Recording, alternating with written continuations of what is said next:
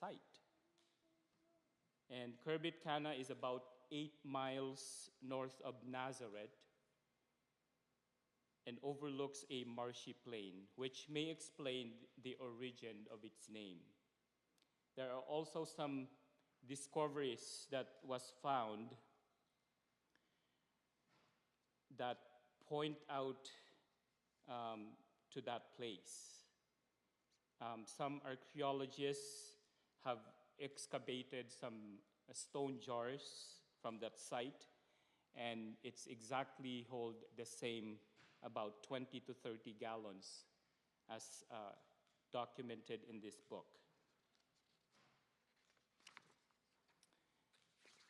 At the beginning of Jesus' public ministry, he took his disciple to a wedding where his mother Mary was also in attendance.